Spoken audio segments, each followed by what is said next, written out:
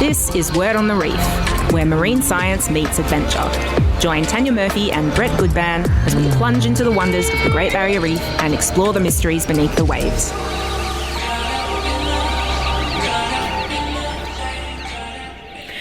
Good morning, everyone, and welcome to Word on the Reef. I'm your host, diver and marine conservationist, Tanya Murphy. And joining me, as always, is Cairns Aquarium's marine educator and fish whisperer, Brett Goodban. Good morning, Tanya. Hey, everyone.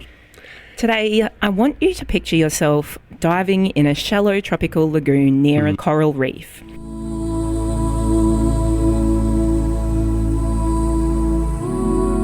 You're floating over seagrass meadows, watching endangered turtles grazing peacefully.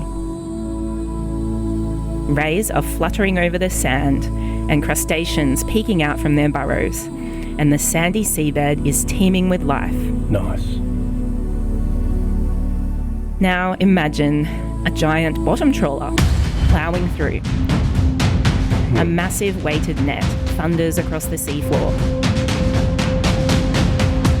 scooping up everything in its path and leaving behind a barren wasteland. It's a devastating image, and one that's been captured like never before in Sir David Attenborough's new documentary Ocean. If you've been living under a coral bombie and haven't seen it yet, make sure you check it out. It's streaming now on Disney+. At 99 years old, Sir David is going strong. And in this powerful film, he reflects on the dramatic changes he's seen in our oceans over his lifetime, particularly from industrial trawling. His message? We need to protect at least 30% of the ocean from fishing. So what does that mean for the Great Barrier Reef? How do practices like trawling impact our reef ecosystems? And how can we strike a balance between fishing and marine protection? Well, joining us today is someone who's been on the front lines of these questions for over 30 years. It's not Sir David Attenborough. Yet. We're still hopeful we'll one day Fingers crossed. be able to get him on our show. But she's an ocean hero in her own right. Yes. Imogen Zethoven, Officer of the Order of Australia, led the historic campaign to create the world's largest network of no-fishing zones, also known as green zones, in the Great Barrier Reef Marine Park. Her work was so impactful that she received both national and international recognition, including the Fred M. Packard Award, shared with the late Marine Park Authority CEO Virginia Chadwick, for their outstanding contribution to marine conservation. Thanks to their efforts, the reef today is one of the most protected marine ecosystems on Earth. But there is still more work to be done, and Imogen's experiences provide a powerful insight into how we might better fight for marine protections going forward. So without further ado, Good morning, Imogen. Good morning, Tanya, and good morning, Brett. Good morning, Imogen. It's a real honour to have you on the show. Thank you. Oh, thank you. I'm delighted to be on. Yes, great to have you on the show. Yeah. So tell us a bit about your background and how you came to be so passionate about ocean conservation. Well, I can't say I grew up next to the Great Barrier Reef, but I actually grew up in New Zealand. I moved here in 1980. And, of course, the Great Barrier Reef was this dream place to go to. And I first went there in the early 80s, and I snorkeled, actually, on an outer barrier reef, which was just extraordinary. I mean, in those days, it was almost what you call pristine. And never forget it. I mean, it's there as the benchmark in my memory as to, how the reef has changed over the decades. And so I fell in love with it, and I was lucky enough to get a job with WWF Australia in about 2000, which oversaw the rezoning of the Great Barrier Reef. So I was just there at the right time, and I'm extremely lucky for it. And that is something we're going to dive deep into today. But you have a very extensive CV in conservation. Can you give us a bit of a brief overview of all the different conservation campaigns and projects you've worked on over the years? That is one resume. Well, when you get as old as me, you can have a resume like that. I hope so. I decided to change my life in the 1980s because I felt that the world had reached this tipping point. There were so many global disasters emerging and coming to the spotlight of the general public. in the 1980s. Climate change, ozone depletion. There were chemical disasters erupting around the world, not to mention the threat of nuclear war. And sounds a bit like today. Not much yes. change. Yeah, unfortunately. Unfortunately, it does have the same feel about it. But in those days, climate change, was just something new to most people. There was still more time to act on it. Yeah. There was a lot more time, exactly. And so I felt to make a difference, I needed to go back to university, and so I enrolled at the University of Adelaide and I did my Master's in Environmental Studies. And then I felt equipped to launch myself into the environment movement and try to affect policy and legislative change. So I started at the Australian Conservation Foundation, and really I went from there. I spent 3 years after that working as an environmental advisor to the leader of the Australian Democrats, which at the time held the balance of power in the Senate. That was before the Greens did. And then I moved to Queensland and worked I ran the Queensland Conservation Council for 5 years, and that's when I moved to WWF and ran their first Great Barrier Reef campaign. And at the end of that, I really felt that I'd made a difference in terms of biodiversity protection, but climate change was still the greatest threat to the Great Barrier Reef and all the world's coral reefs. So I took up a job running a global climate campaign out of Europe. And after that, I moved back to Australia, ran a campaign for the Pew Charitable Trust to establish, my goal set by them was to establish the world's largest marine park in the Coral Sea. And that actually happened, although the zoning was disappointing, but that's another story. And then ran a global shark campaign for Pew out of Washington, D.C. And during your shark campaign, you were in Sylvia Earle's Mission Blue documentary, which is so cool. Right. Yes, that's right. And had the absolute honour of spending a week with Sylvia Earle in China, talking about the need for shark conservation. Wow. And then came back to Australia again and worked with the Australian Marine Conservation Society again, running my second Great Barrier Reef campaign, this time with a strong focus on its World Heritage status and the obligations that Australia has to protect it under the World Heritage Convention. Wow. So just a few things that you've just achieved. A couple. I mean, I feel like the reef wouldn't be the ecosystem that it is without your contributions as part of all the people who have contributed towards it. Wow. Thank you's not enough, is it?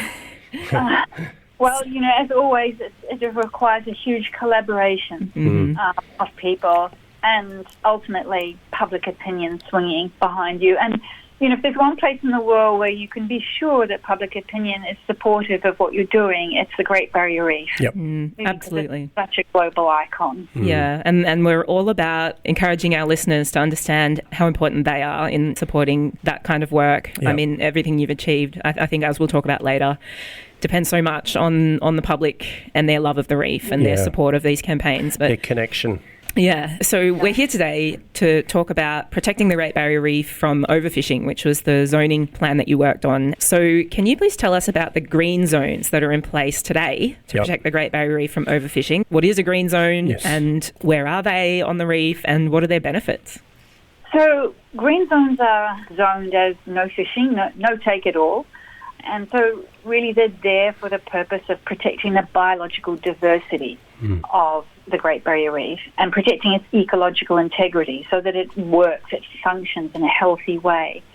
So that's kind of the fundamental purpose of a green zone. I should also add there are pink zones as well, and they're even more highly protected. Pink zones are areas that are essentially no-go, other than, of course, to the marine animals that visit there or live there. So no people are allowed there, and they're essentially pristine other than impacts such as maybe water quality or climate change. There's about 114,000 square kilometres of the Great Barrier Reef that are in green zones, and that comes to 33.3% of the marine park. I always point out that last 0.3% because it was very hard fought for it. Every bit counts. I feel bad now for all the times I've rounded to 33% because every fraction of a percent was fought so hard for. Yeah, and I promise I'll put the 0.3 in my shows at work. It's exactly 1/3, isn't it? Yeah, that's right. It is. Yeah. It is. So that's, essentially it covers all of the length and breadth of the marine park. It's the way that the program was established was to make sure that, say, for example, that 33.3% wasn't lumped in one particular area. Spread out. Evenly spread out throughout all of the 70 bioregions of the marine park. Yeah. And, of course, they function incredibly well. They have worked despite, opposition saying that they won't work or that they were very sceptical about them in the early days. They do work. In fact, 2 years after the establishment of the zoning network in July 2004, 2 years later, there was a 60% increase in coral trout abundance. So wow. You can see that they really do work. The proof is there. Yep. Yeah, so for anyone that's not aware, green zone, also known as a no-take zone, basically means no fishing of any kind. And as Imogen said, it's more than 114,000 square kilometres, so it is the largest no-fishing zone in the world. So David Attenborough would be pretty proud of that. Yeah, that's right. And it's the largest fishing network in the world, because there are areas that are bigger than that are no fishing, but they tend to be large single areas, such as the Chagos No-Take Marine Reserve in the Indian Ocean. So just to point out, the network was really important. And that's because the Great Barrier Reef is such an interconnected ecosystem. And so it's important to protect all these different bioregions and habitats throughout the entire system. And just for our international guests that might not know this, the Coral Sea Marine Park, isn't that the largest body of protected ocean in the world? Just under 1 million square kilometres, isn't it? The Coral Sea Marine Park, yeah. Yeah, lying to the east of the Great Barrier Reef Marine Park and immediately on the boundary of New Caledonia. Yeah. Yes, it is. So a lot of people, when they think about the Great Barrier Reef, they think about the corals.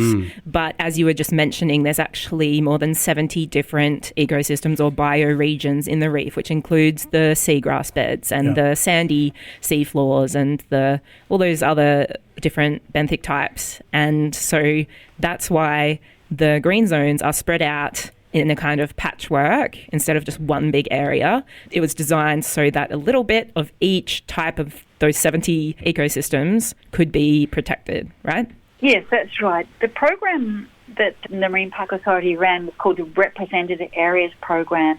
And so one of the goals of it was to protect representative samples of habitats and ecosystem types within each of those 70 bioregions that you just mentioned. There are 40 non-reef dominated bioregions and 30 reef dominated. And it was a really important step forward to say that, we love the Great Barrier Reef because of its stunningly beautiful corals, but it's so much more than that. Yeah, and the corals that we love so much and the fish that live on those corals wouldn't be the same if it wasn't for all the other ecosystems that are interconnected with that. Because of all the migrations and It's the connection word, isn't it? Everything's connected.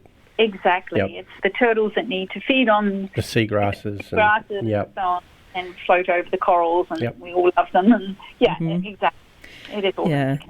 All right, well, for all those listeners out there, if you haven't seen the map of the green zones on the Great Barrier Reef and you're interested, there's a free app you can download called Eye on the Reef. Download that, have a quick look at it, and you can see where those green zones are and look at the reefs that you love the most and see whether they are actually protected from fishing or not. And you might be surprised how some of those green zones are shaped and, the amount of non-green zone that is in between all those protected areas can be a little bit confronting sometimes. You've just got these little areas like on your favourite reef that might be protected, but then a couple of kilometres on either side, it's not protected. So it's really interesting to look at. So we've been talking obviously about what the green zones are. 33% of the Great Barrier Reef is green zone, which is the largest network of no fishing zones in the world, which is absolutely amazing. And Australia has, I think, this shiny international reputation of having one of the best protected marine parks in the world. It seems like a no-brainer. It's so beneficial to protecting the reef and all of the vulnerable and endangered species. It's beneficial to the tourism industry because obviously people come from all over the world. They want to see these fish and animals in a pristine state. And ultimately, even the fishing industry benefits from it because it improves the fish stocks in the surrounding areas by giving them a safe place to breed and repopulate. Imogen just shared with us that within 2 years of increasing the green zones, the populations of coral trout exploded, and that's going to obviously benefit the reef, but also benefit the fishing industry. So it's really a win-win situation. It seems like a no-brainer, but it wasn't always like this. So, Imogen, can you take us back to the 1990s? What level of protection was there back then to protect the reef from fishing? Well, back in the 1990s, only 4.6% of the marine park was highly protected, which was, very, very low. And a large part of that 4.6% was located in the far northern section. It was a cross-shelf transect. And so there was actually very little highly protected throughout most of the marine park. And on top of that, the extent of fishing was very considerable compared to today. So you had a lot of bottom trawling occurring throughout large areas of the marine park, and that trawling was often done by small-scale trawlers who dragged nets along the seafloor and spent a lot of effort doing it, didn't very much. So the damage was really significant compared to the catch. And then you had very extensive line fishing. Line fishing was really increasing in intensity. And you had a lot of gillnet fishing as well, which, of course, as we know, captures inshore megafauna like dugongs and turtles and inshore dolphins and sawfish.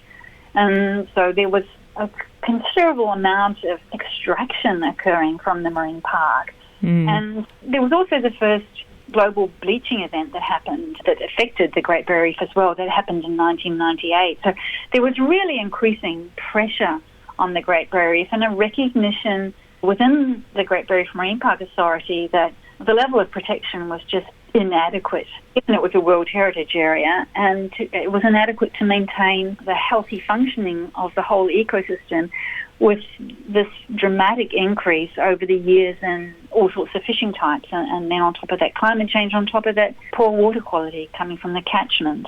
Back in Season 1, Episode 9, I interviewed Dianetti Hegel, who back in the 60s and 70s fought the campaign to stop oil drilling and coral mining on the Great Barrier Reef, which led to it being declared a marine park and the subsequent World Heritage listing.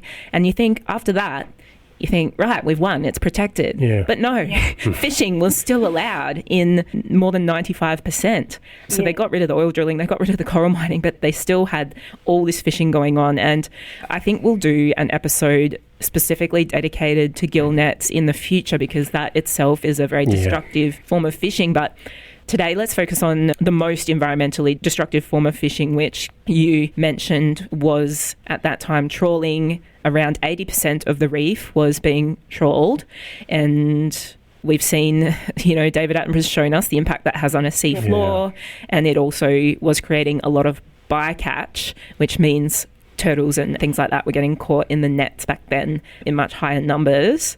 So we've all heard of Star Wars, but you were involved in something back then called the Trawl Wars, which sounds incredibly swashbuckling and exciting. Can you please explain a bit about what the Trawl Wars were, and do you identify with Princess Leia? Well, I'll leave that question blank. No, I don't. But anyway, I'd love to. The Trawl Wars were really quite an intense period. And one of the things that I remember more than anything was the deep involvement of the Premier in a positive way. He showed, at the time that was Premier Peter Beattie, he showed a lot of interest in the issue, which was unusual because normally fishing issues don't really capture the attention of the Premier. No. And certainly not in a positive way if they do. So the Trawl Wars were, I guess, prompted by a major study that was undertaken, was led by CSIRO. Gulbenkill was involved, and I think also AFMA, Australian Fisheries Management Authority. And they did a 5-year study looking at the effects of trawling on the benthos, on the seafloor, in the far northern section of the Great Barrier Reef. And the conclusions were quite startling.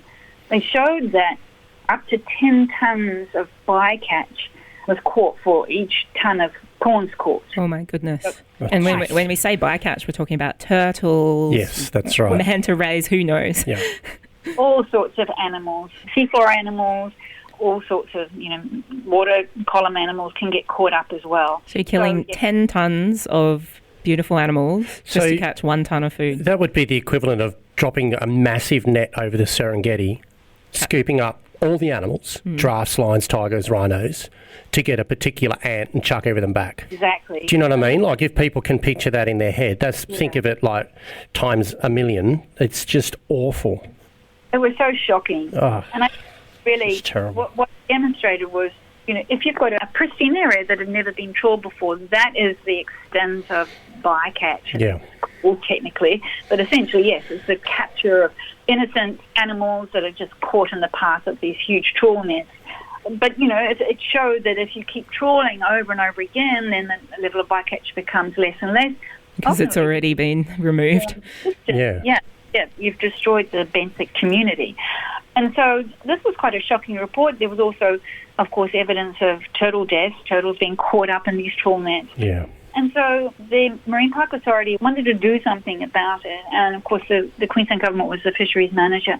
And also the Federal Environment Minister was deeply concerned about it too. So you had a lot of pressure to do something.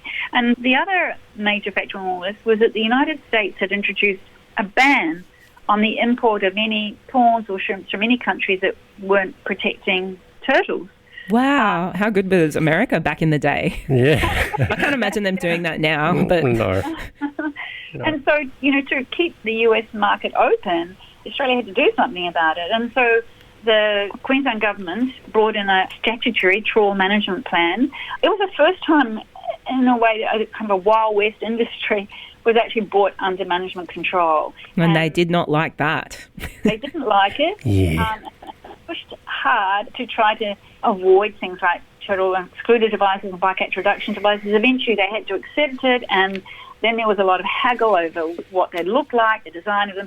Ultimately, the management plan came into effect, and the level of bycatch of turtles reduced dramatically. Yeah. I think even the Queensland government would probably say these days by about 95%. Wow. Successful. Crikey, look at that. Yeah, I saw a recent... A lot of bycatch caught. It is, yes. Yeah, it's still a problem, but imagine it being 95% more. Like, there was a big gap in the turtle population for a few years there, and they said that... I saw the news that there was one of the most successful turtle nesting seasons recently in certain parts of the reef, and it was attributed to it's been 20 years since the turtle exclusion devices were introduced on trawlers, and so we're seeing the population coming back. Unfortunately, turtles are now facing other issues like Heat climate stress change, but for any listeners that aren't aware, the turtle exclusion device, or TED, is, as the name suggests, something that trawlers were mandated to use, which has a sort of flap that allows the turtles to pop out when they're catching the prawns. Yeah, so it was a big advance, and I think that kind of relieved some of the pressure. But the reality is, you say, certainly from that David Attenborough film, is that trawling is inherently destructive. And my personal view is it shouldn't happen in the Great Barrier Reef. Yeah. It's a World Heritage Area. It just shouldn't happen. Yes, well, there's a lot of people involved in the fishing industry in Queensland today, but back then it was an even more inflammatory issue, hence why it was called the Trawl Wars. And we had the Federal Environment Minister and the Premier putting out dueling media releases about the trawl management plan. So it became very heated, but ultimately it had a very good outcome. Yeah, 95% of turtles saved by those mandates of the bycatch and turtle exclusion devices. So that was one win. But of course, another thing that was identified in that time was the need to increase the area of no fishing zones, also known as green zones, on the reef. So between the years of 2000 to about 2003, the Marine Park Authority and a number of other organisations worked together to come up with the new improved zoning plan. But that plan almost never came about because it could not go anywhere unless it got approved by the government, especially the Environment Minister and the Prime Minister, who was John Howard at the time. And they were facing a ton of resistance from people who did not want the green zones to be expanded. So, Imogen, can you tell us who were some of the players who were so opposed and vocally against the increasing of green zones to protect the reef? Oh, well, there's quite a few of them. There were a number of different fisheries, as we've just discussed. There's trawl, but there was also the line fishery, gillnet fishery, a crab pot fishery, a harvest fishery for corals and aquarium fish, sea cucumbers. But there was also recreational fishing, and there were thousands of recreational fishers up and down the coastline. There were industry organisations representing all of these different sectors, and then there were bait and tackle shops, seafood processing companies. So there was a huge diversity of interest groups and people and businesses who were deeply sceptical about the rezoning. They didn't want it, and they weren't convinced that green zones would work because there weren't that many in the world at that stage. I mean, it was a relatively new thing, and so we didn't have the evidence to show that actually they do work. It was assumed it would work. They would work. I mean, it's a bit obvious, really, that no fishing. Obvious. Yeah. And yes, I mean, you're right, Tanya. If you stop fishing, if you stop taking fish out of the water, there will be more fish in it. I mean, it's not rocket science. No, it's not. I bet there were some very creative arguments against it. Oh, there would have been some crackers. Yeah, and there were arguments about the sustainability of their jobs, of their businesses. So there were fishing businesses that were impacted, of course, but there was an awful lot of hyperbole and claims that, thousands to be thrown out of work and people would be left homeless. And I mean, some of the claims just were almost ludicrous. But they had a lot of political effect, and some of the members of parliament who, of course, hold marginal seats, they did in those days anyway, up and down the reef coastline, really swung behind particularly the commercial fishermen, but also the recreationals. And they lobbied the Prime Minister and other members of Parliament very, very hard. Which politicians were lobbying against the expansion of green zones to protect the reef? Well, as most of your listeners would know, Warren Inch was definitely one of them. There were also others, such as Deanne Kelly, who hasn't been in federal parliament for some time now, but she was based further south in the seat of Dawson. There was Senator Ron Boswell. He's no longer a senator anymore, but he was very, very active trying to minimise the extent of green zones.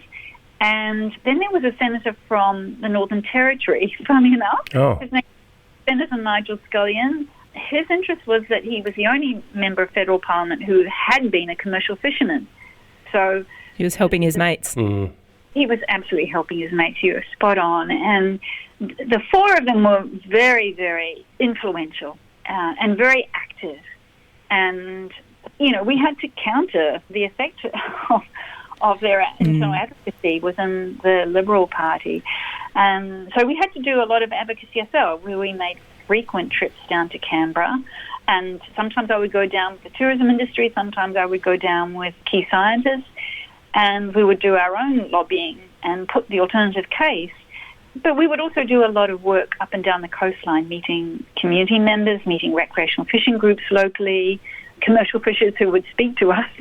You have been very brave, Imogen, going up and talking to all those fishers when you know how opposed they are to your proposal. Yes, we did a 3-week road trip up and down the coastline, stopping off at all the towns and cities down the coastline. And it was really rewarding, exhausting, but rewarding, just to sit down and say, want to listen to you, but we want you to listen to us as well, and let's talk about it. And, really putting the case that this is a win-win. And, I think people now, most people agree that it is a win-win. There's always a small element of the population that will feel aggrieved, and they continue to. It's almost no matter what the issue is. They just can't please everyone. And, those fishermen would have appreciated that, though, sitting down and hearing both sides of it. You take away all the noise and, all the hate. You can't beat a face-to-face conversation. No, that's right, yeah. You can't, especially with, good tucker. I mean, we would always stop off. Oh, there you go. Food from the local bakery and put on tea and coffee and cake. And I think kind of creating a warm and friendly atmosphere did help tremendously. Who can get mad over tea and cake? Oh, look, wars can stop over a good sausage roll. That's all I'm saying. There's a few more people in the world that need to try that. Try your peacemaking suggestions, Imogen. Yeah, bring me a sticky bun and I'll change. When you get away from the boardroom of these kind of industry stakeholder meetings where everyone's sitting around, with folded arms akimbo and looking across the table at each other, you take people out of that atmosphere and just create a more informal atmosphere. That's when things can change. And just human rather than representing an alternative group that's opposed to each other. Wow, the power of human connection. It's so important. So what role did the tourism industry play? Because they helped with your campaign to get the green zones expanded, didn't they, Imogen? They did. They were really great. I worked with the Association of Marine Park Tourism Operators, AMTO, up in Cairns, who was led by Cole McKenzie, and he was fantastic to work with. He really understood the power, the benefit of green zones to his industry and to the reef anyway. I mean, he was in love with the reef. And then the head of the Queensland Tourism Industry Council at the time was Daniel Gishwind, and he also had a great love for the reef and recognised the enormous benefit of a healthy Great Barrier Reef to the Queensland tourism industry. So they were really fabulous to work with. They were active advocates to the federal government, and they were really influential in their own right in making the good outcome happen. I read in GBR's report after the rezoning that I think more than 80 tour operators sent in submissions about supporting the green zones. So their, economic clout and lobbying clout is so important, and it's just another example of how important the tourism industry is as an ally for reef conservation, because, it'd be great if politicians would protect the reef purely for its ecological importance, but a lot of politicians are very focused on the economy and jobs. And so if you can show that we're going to have a much more valuable economy and jobs by protecting the reef for the ecotourism industry than by harming it, it's just such a powerful industry to help with the protection of the reef, I believe. You're absolutely right, Tanya. And in fact, there was a really important report. It came out in the same year that the zoning plan was approved, 2003. It was by the Productivity Commission in Canberra, and they did an analysis of the value of the various industries in the reef. Because up to that point, everyone had thought, oh, it's the fishing industry. That's the one with the might and the clout and the economic weight. The Productivity Commission found that the commercial fishing industry at the time was worth about 190 million per annum. The recreational was about 240 million. But the tourism industry at the time was 4 billion. So all of a sudden, it just totally changed the perception of which industry was really the most important and which industry should be really well protected. Yeah. Absolutely. So a big theme on this show is also to let listeners know that anyone out there can help protect the ocean, and people power makes a big difference. I saw in the Marine Park Authority's report that over 10,000 submissions were sent into the government in the consultation period. So the government obviously did consult with all these different groups to inform the rezoning plan, and they did. It was very democratic. They took everyone's submissions into consideration. They received over 10,000 submissions, and the largest percentage of demographic, 37%, was from environmental groups and their followers and supporters. So it just goes to show how much weight is we can influence these sort of outcomes when we sign petitions, join an environmental group, join a campaign to protect the reef, and every single submission or petition signature or letter to a politician all counts and it all added up. And in the submission period, the greatest number of submissions were, they obviously got a lot from fishing industry people, recreational fishers. They had a good amount of consultation with traditional owners and various different groups. But the largest submitters of submissions on the green zones were from the environmental perspective and from these environmental campaigns like yours. I bet thousands of those people were probably your followers of your campaign, Imogen. So, yeah, how much do you think volunteers and general members of the public helped with the campaign, and how important were they?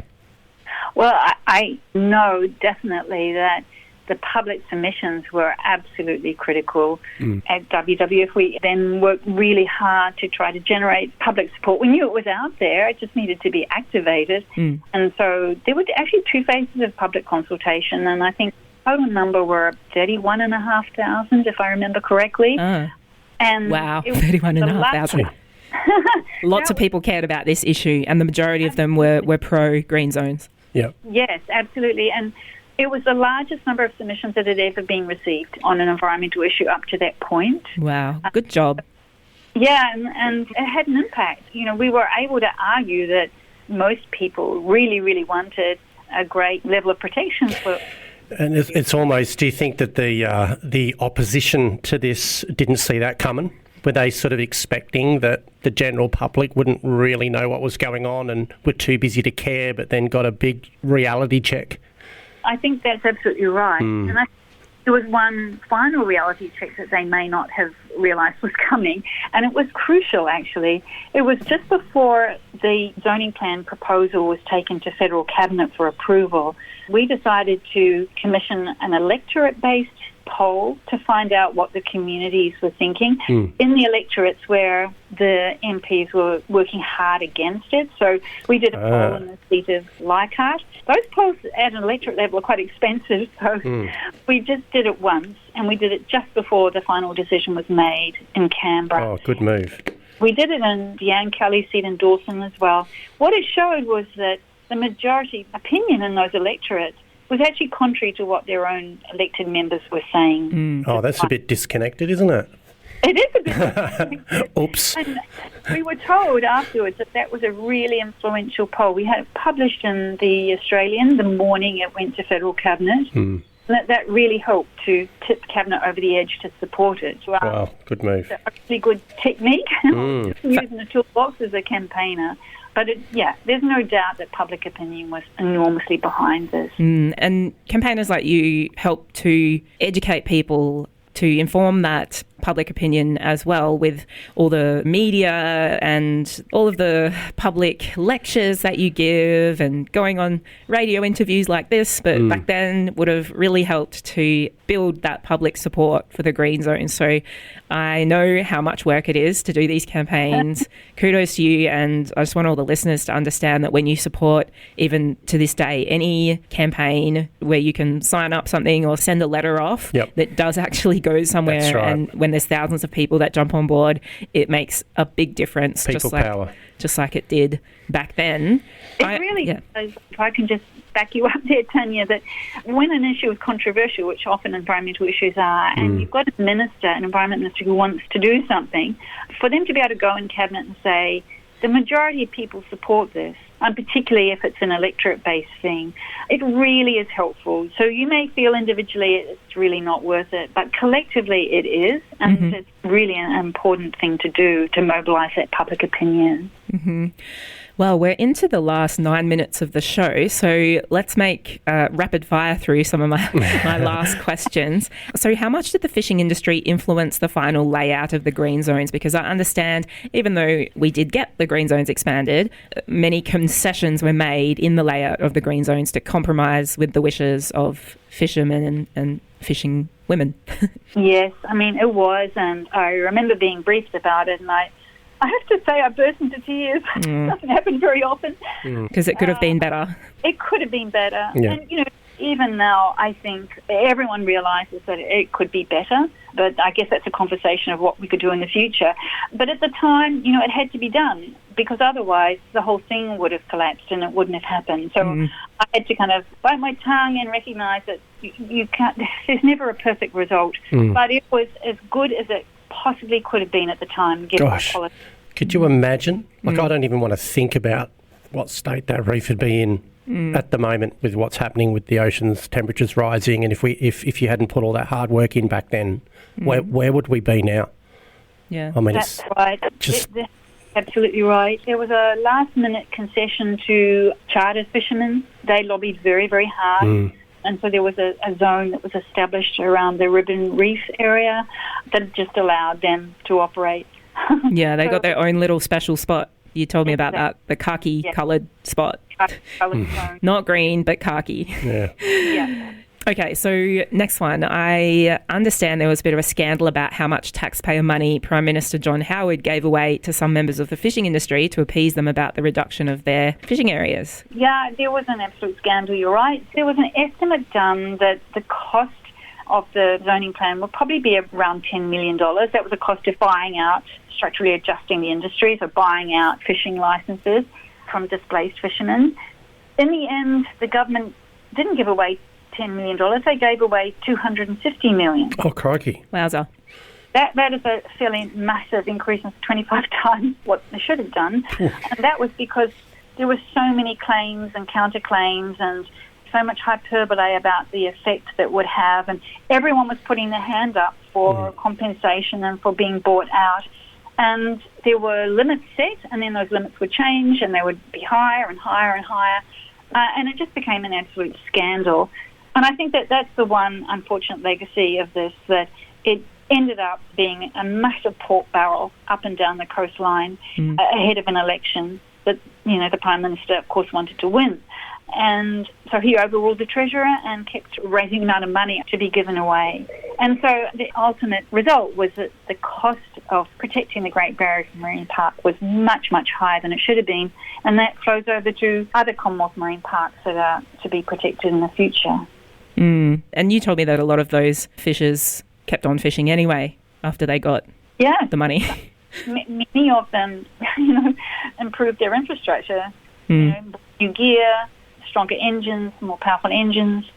So, you know, it did have some unfortunate effects. But I guess it's important not to lose sight that, you know, we have this network of no fishing, and we're a rich and wealthy country, so we can actually afford it, even though it was scandalous. I guess the countries that look on and go, can we do this, are countries that are not as wealthy but do want to protect their exclusive economic zones, their ocean. Well, transitioning fisher people into tourism is a big tool that they're using in developing countries. Yeah. And I don't know if people in Queensland did that as well, but let's talk about how it all finished in the end. How was this campaign ultimately won after probably more than 3 years of hard work? What clinched the win? And can you tell us about the moment when you realised that you'd won and the green zone expansion was going to be legislated, and how did that feel? Well, it felt wonderful. And as I said, that poll that was published in The Australian the morning that Cabinet approved it was absolutely critical. We were absolutely delighted to attend the press conference in Canberra when the Minister announced it. Even to that day, he had resistance from the elected representatives that I just mentioned earlier. But it was announced. It was a great, great victory, really, for marine conservation and for the coral reef area. And it's been seen as a shining light around the world for what could be done to protect coral reefs. So it really put GBR on the international stage. They won a lot of accolades for it. And I personally and WWF have felt great pride in being involved. And we were so lucky to be there at the time and to make the most of it. But, you know, the story isn't finished because we're now, what is it, 21 years later. We've had 6 bleaching events in the last 9 years, and the reef is under even more pressure now than it was then. And so we need to take that next big step of protection. So now, thanks to you, we've got 33% of the reef is part of this network of green zones, which, as you said, is a massive win. I think for a future conversation, we can talk about, you know, how effective is that today in protecting the reef now that there's so many more threats and things are changing. Yes. What could we do better going forward? That's all will be a great conversation for another day because we've only got just over a minute left. And so I guess let's finish off with, if there are any listeners out there who want to do something to help protect the Great Barrier Reef from overfishing nowadays, what sort of campaigns or organisations can they get involved in? Well, I think they can definitely get involved with a campaign that the Australian Marine Conservation Society is running. AMCS runs a Great Barrier Reef campaign, and it really focuses on trying to reduce fishing pressure, such as gill nets, which was successful, but also they're working on the coral harvest as well. So you could get involved with that campaign. And WWF also runs a Great Barrier Reef campaign. They're focusing on climate impacts and trying to get a better, a more ambitious emissions reduction target. So that would help the Great Barrier Reef enormously. So I would encourage anyone to get involved with either or both of those two groups. They're both fantastic and they do wonderful work. Fantastic. Imogen Zethoven, Officer of the Order of Australia, leader of the historic campaign to create the world's largest network of no fishing zones, also known as green zones, in the Great Barrier Reef Marine Park. Thanks for all your amazing work, and thanks so much for joining us on the show today. Thank you so much. You're a fishy superstar. Thanks. Have a great weekend. Thank you. You too.